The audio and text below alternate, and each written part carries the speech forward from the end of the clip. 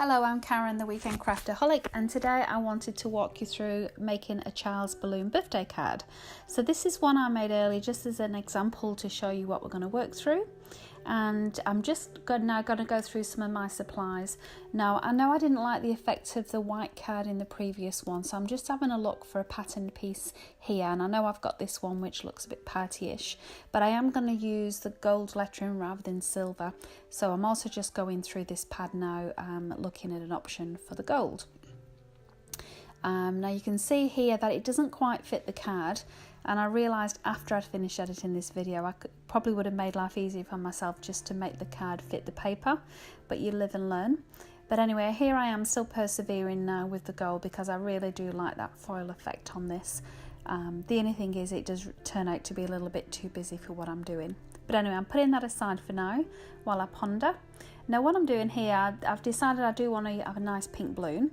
I don't have a big circle punch or die or whatever, so I'm just using a coffee cup and I'm just going to fussy cut around that now. Now for anyone who's not familiar with fussy cutting, it is a lot easier if you just turn the paper rather than the scissors. Practice makes perfect, so I am feeling like I'm getting more confident with that. And this is just going to sit in the top corner as it did with the blue one. Now I'm using an Express It foam pad here. You could do foam dots or squares, but I wanted a solid foam background for this, and this is so super sticky, there's no way this is going to come off.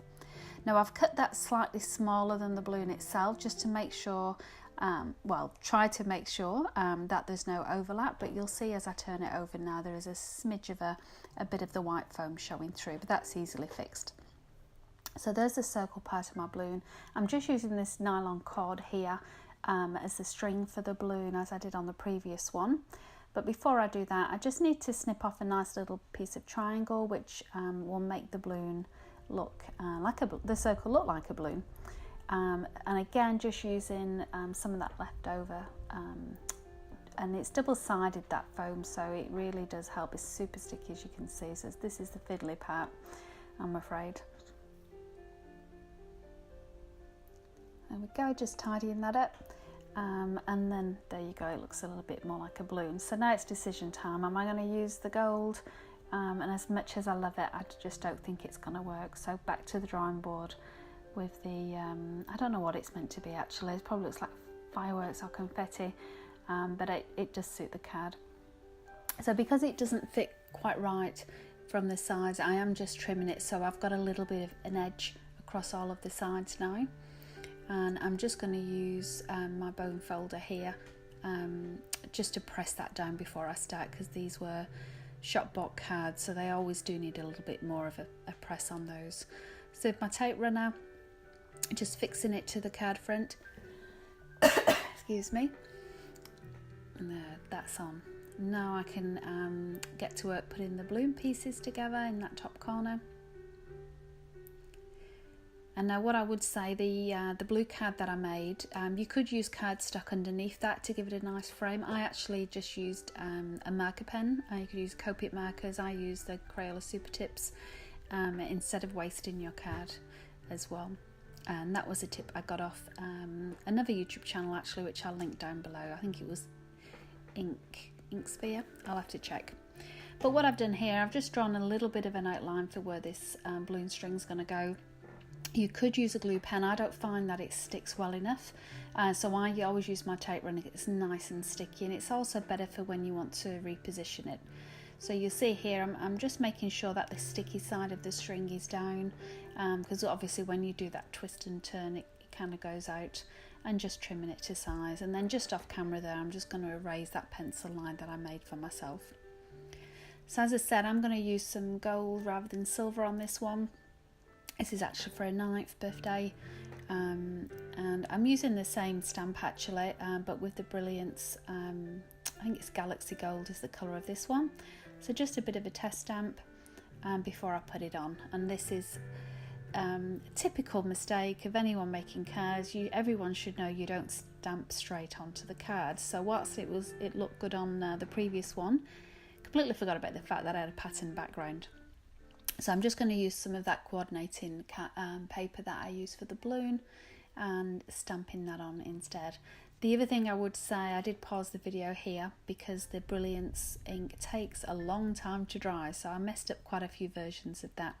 But now that I've got it set nice and dry, again using some of that double-sided foam as a back, and I'm just going to then cover up my mistake with that. Being very careful because I am very nervous that that ink is still going to make a bit of a mess if I do catch it.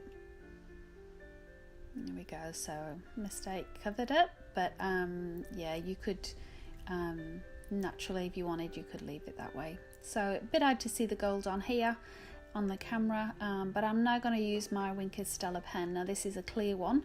You're probably wondering what I'm doing here. If you're not used to Wink Stella pens, it does make the paper a little bit darker whilst it's wet, but it will dry a little bit lighter. It has a lovely shimmer effect, so I'm just colouring that in. And then I'm also trying to get a little bit of, not shading as such, but I'm just going to just round the edges on this, so you get a bit of the glitter just on the edges. Now if you're more of an artist than I am, you could of course use Copic markers or any kind of marker just to add a bit of shading on, so that would last, just to give it a bit of dimension as well. All personal preference, of course. So I'm just going to leave that to dry a little. Whilst I do, I just want to show you, I've got a little book with my card ideas in. I also on the back use my layout ideas from my Project Life and December Daily as well. I've got a little bit of stencil here just where I make sure I've got the same size box, save me measuring it. But I do my little designs on here, and this is the one you can see that I've used for my balloon. And just to remind me, now this was a Jennifer McGuire one, so I will link her YouTube channel as well. She gets full credit for this. This is one of the first cards I tried making because it is super simple and quite quick to do as well. So hopefully you can see the shimmer on that card. You could, especially on the balloon, I think you can see it easily enough. I hope you'll give it a try, especially if you're new to card making. They are quite a nice easy one to make, and like I said, if you did want to put an outline edge, you could quite easily do that with a marker as well. So there's a couple of options for you and some inspiration. I hope you give it a go, but I would like to thank you for watching. I really do appreciate any comments, likes and subscriptions. Thank you.